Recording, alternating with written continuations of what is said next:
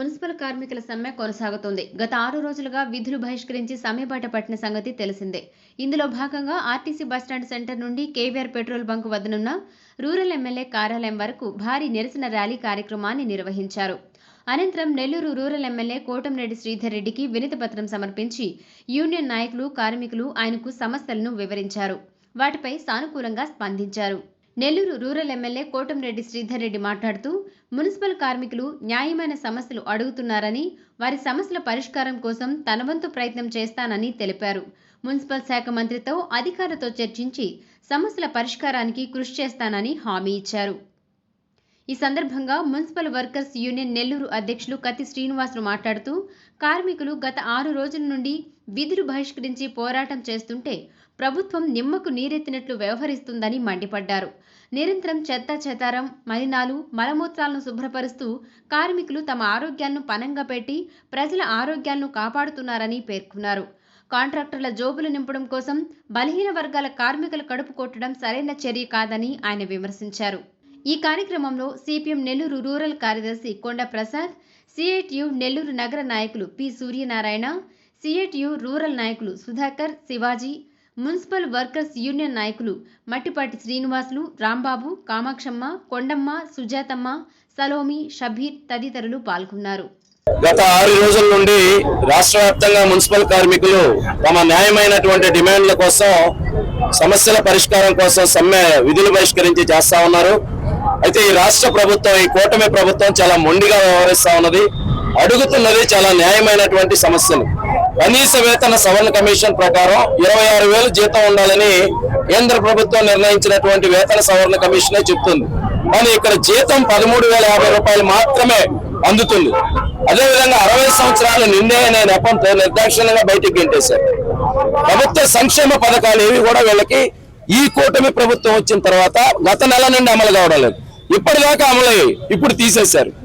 ఇవన్నీ కూడా చాలా న్యాయమైనటువంటి డిమాండ్లు. అంతేకాదు, సంవత్సరాల తరబడి నమ్ముకుని చేస్తున్నటువంటి పనిని నిర్దాక్షిణ్యంగా కాంట్రాక్టర్కి ఇచ్చేసి మీరు కాంట్రాక్టర్ కింద బానిసలుగా మారండి అంటే ఎవరైనా ఎలా ఒప్పుకుంటారు? మేము ఒకటే అడుగుతున్నాం ఈ కూటమి ప్రభుత్వాన్ని, మీరందరూ మురికి, మలినాలు, చెత్త చెదారాలు, జంతు కలవరాలు, వ్యర్థాలు ఇవన్నీ కూడా మన ఇంటి పక్కన చిన్న ఒక ఎలుక చచ్చిపోయి ఉంటే దాన్ని తీసేయడానికే ముక్కు మూసుకొని అల్లాడుతూ వెళ్తుంటాం. కానీ వీళ్ళు ఖాళీ చేతులతోనే వాటన్నిటినీ శుభ్రపరుస్తూ నగర ప్రజలకి ఎంతో సేవ చేస్తున్నటువంటి పారిశుధ్య కార్మికులు, మున్సిపల్ కార్మికులు, వీరి పట్ల ప్రభుత్వం ఈ రకంగా వ్యవహరించడం అనేది అత్యంత విచారకరం. ఈరోజు పోటీ కార్మికులను దించారు. 300 మందికి పైగా పోటీ కార్మికులు దించారు. పోలీసులను పెట్టారు. ఎక్కడన్నా కానీ భంగం కలిగిస్తే కేసులు నమోదు చేయండి అని చెప్పి ఈరోజు కార్మికులందరినీ బెదిరిస్తా ఉన్నారు. మేము ఒకటే అడుగుతున్నాం, వీరందరూ దళితులు, గిరిజనులు, బలహీన వర్గాలు, వీళ్ళు ఏం చేయగలరు, వీళ్ళు అణిచేద్దాం అనేటటువంటి ధోరణితో కూటమి ప్రభుత్వ నాయకులు వ్యవహరించడం మంచి పద్ధతి కాదు. నెల్లూరు రూరల్ ఎమ్మెల్యే కోటంరెడ్డి శ్రీధర్ రెడ్డి గారిని కూడా కలిసి అర్జీ సమర్పిస్తున్నాం. ప్రతి ఒక్కరికి, కార్పొరేటర్లకి, మొన్న మేయర్ గారిని కూడా కలిసాం, స్థానిక ప్రజాప్రతినిధులకి అందరికి కూడా అర్జీలు సమర్పిస్తాం.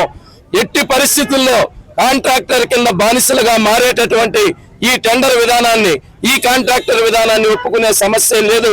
న్యాయమైన డిమాండ్ల సమస్యల పరిష్కారం కోసం తక్షణమే ప్రభుత్వం ముందుకొచ్చి ఈ సమస్యలు పరిష్కరించాలని ప్రజలందరూ నెల్లూరు నగరంలో వీళ్ళు విధులు బహిష్కరించడంతో తీవ్ర ఇబ్బందులు ఎదుర్కొంటున్నారు.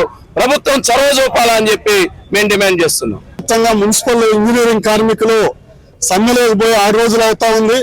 రాష్ట్ర ప్రభుత్వం నుంచి ఎటువంటి చలనం లేదు. ఇంజనీరింగ్ కార్మికులకు జీతాలు పెంచాలని, ప్రభుత్వ సంక్షేమ పథకాలు అమలు చేయాలని చెప్పేసి ఒక పక్క మేము సమ్మెలోకి పోతే, నెల్లూరు కార్పొరేషన్ లో మంత్రి నారాయణ గారు మీ సంక్షేమ పథకాలు కాదు కదా, మీ పనులే ప్రైవేట్ కాంట్రాక్టర్లకు అప్పచెప్తున్న పద్ధతిలో 9వ డివిజన్ లో టెండర్లు పిలవడం జరిగింది. మేము ఒకటే చెప్తున్నాం, గతంలో క్లాప్ వెహికల్స్ కి సంబంధించి మీరు ఒక టెండర్లు పిలిచారు గత ప్రభుత్వంలో. ఆ టెండర్లు పిలిచినప్పుడు కాంట్రాక్టర్లు వాళ్ళకి డబ్బులు ఎగ్గొట్టి వెళ్ళిపోయినటువంటి పరిస్థితి కూడా మనం చూసాం. మా కార్మికులకు సంబంధించి ఖచ్చితంగా మీరు పిలిచినటువంటి ప్రైవేట్ కాంట్రాక్టర్లకు అప్పచెప్పేటువంటి టెండర్లు రద్దు చేయాలి, లేదంటే పెద్ద ఎత్తున ఆందోళన చేస్తామని చెప్పేసి తెలియజేస్తున్నాం. నా పేరు కొండమ్మ. మేము గత 25 సంవత్సరాల నుండి పని చేస్తా ఉన్నాం పారిశుద్ధ కార్మికురాలని. మేము చేస్తున్న పనిలో ఈరోజు ఇంజనీర్ కార్మికులు 5 రోజుల నుంచి సమ్మె చేస్తా ఉన్నారు. వాళ్ళకి ఇచ్చే జీతాలు 13,057 రూపాయలు. ఈ రోజు మాకు మా పనులు పారిశుద్ధ కార్మికులు చేసే పనులు కాంట్రాక్టులకు అప్పచెప్పి మమ్మల్ని తీసేసి నిర్దాక్షిణ్యంగా మాకు గోష్ట కొట్టుకుంటుండ్రు. ఎందుకంటే అయ్యా మంత్రి నారాయణ గారు ఒక్కసారి అర్థం చేసుకోండి. గత హయాంలో 45 రోజులు ధర్నా చేసి 279వ జీవోని ప్రవేశపెట్టి మమ్మల్ని అల్లాడిచ్చారు. కానీ ఈ రోజు మా పనులు తీసేసి మమ్మల్ని రోడ్డు పాలు చేసి అదే మాట కరోనాలో పెట్టుకోకూడదా, కరోనాలో ఆదర్శ వార్డులుగా తీసుకోకూడదని మేము అడుగుతా ఉన్నాం. సంఖ్యలు లేవు, మాకు అద్దెలు కట్టుకోవాలా, బాడుగులు కట్టుకోవాలా, సంక్షేమ పథకాలు లేవు. అదేమంటే ఉద్యోగస్తులు. మేము అదే అడుగుతా ఉన్నాము, ఇంకనైనా మానుకోండి, ఈ ధోరణ అని అణిసివేయండి. మేము మమ్మల్ని గాని ఈ స్థితికి గాని తెప్పిస్తే మా ప్రాణాలు పోయినా సరే మేము సాధించుకోగలుగుతాము, మేము పోరాడగలుగుతాము. జ్ఞాపకం పెట్టుకొని మమ్మల్ని న్యాయంగా ఈ రోజు వచ్చే చర్చలకు జరిపించి మా నాయకులను పిలిపించి మాట్లాడితే బాగుంటుంది. లేదంటే మా ప్రాణాలు పోయినా నీవే బాధ్యత నిర్వహిస్తున్నాము. నెల్లూరు నగర ప్రజలకి అతి ఎక్కువ మేళ్లు చేసే కష్టం మున్సిపల్ కార్మికులు చేస్తూ ఉంటారు. వారికి చాలని జీతాలతో సరైనటువంటి వస్తువులు లేనప్పటికీ కూడా తమ ఆరోగ్యాల్ని ప్రాణాలని పణంగా పెట్టి ప్రజల ఆరోగ్యం కోసం పనిచేస్తూ ఉంటారు.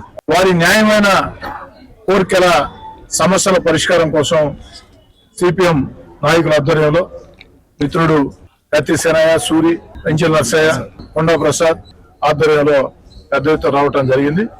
ఓ శాసనసభ్యుడిగా నా చేతనైనంత వరకు, నాకు వీలైనంత వరకు ఆ యొక్క మున్సిపల్ కార్మికుల సమస్యల పరిష్కారం కోసం కృషి చేస్తానని రాష్ట్ర మున్సిపల్ శాఖ మంత్రి పొంగూరు నారాయణ గారు కూడా నెల్లూరు రాబోతున్నారు. వారితో అధికారులతో ప్రత్యేకంగా మాట్లాడి వారి కోరికల విషయంలో నాకు చేతనైనంత, నాకు వీలైనంత చేసేదానికి సిద్ధంగా ఉంటానని మళ్ళీ చెప్తున్నా. మున్సిపల్ కార్మికులు ఏదైతే కోరికలు అడుగుతున్నారో ఆ కోరికలన్నీ కూడా న్యాయమైన కోరికలుగా నేను భావిస్తూ ఉన్నా. న్యాయమైన కోరికలు కాబట్టి వారి సమస్యల పరిష్కారం కోసం నా వంతు ప్రయత్నం నేను చేస్తానని చెప్పని మాట ఇస్తున్నాను.